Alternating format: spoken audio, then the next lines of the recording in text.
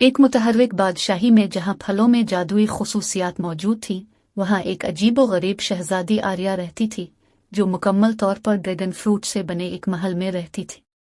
रिवायती रॉयल्टी के बरक्स, इसका ताज गैर मुल्की फलों की गुलाबी तराजू से तैयार किया गया था और उसका गाउन अपने मखसूस नमूनों से चमक रहा था।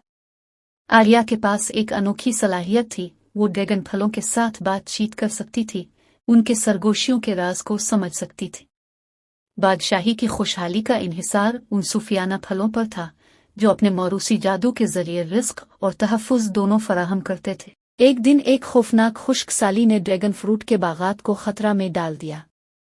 फल मुरझाने लगे और उनके साथ ही बादशाही का जादू मांद पड़ने लगा। आर्या जानती थी कि इसे अदाकारी करनी है। सबसे बड़े ड्रैगन फ्रूट ट्री की रहनुमाई के बाद इसने मिस्टी पहाड़ों में रहने वाले कदीम ड्रैगन फ्रूट स्प्रेट को तलाश करने के लिए सफ़र का आगाज किया।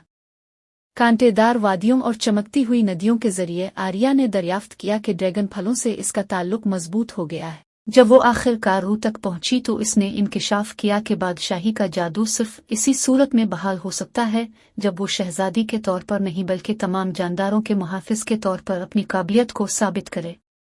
घर वापस आकर आर्या ने अपने लोगों को न सिर्फ ड्रैगन फलों बल्कि उनके दायरे में मौजूद तमाम पौधों और मखलूकात की परवरिश की अहमियत सिखाने के लिए अपने इख्तियारात का इस्तेमाल किया। जैसे ही उन्होंने अपने माहौल की देखभाल करना सीख लिया, खुश्क साली खत्म हो गई और ड्रैगन फल एक बार फिर फले फूले। उनका जादू पहले से ज्यादा मजबूत हो गया। इस दिन के बाद से बादशाही न सिर्फ अपने जादुई ड्रैगन फलों के लिए बल्कि इस शहजादी के लिए भी जानी जाने लगी, जिसने यह जाहिर किया कि हकीकी ताकत जिंदगी की तमाम अक़साम की हिफाजत और परवरिश में मुज़मर है।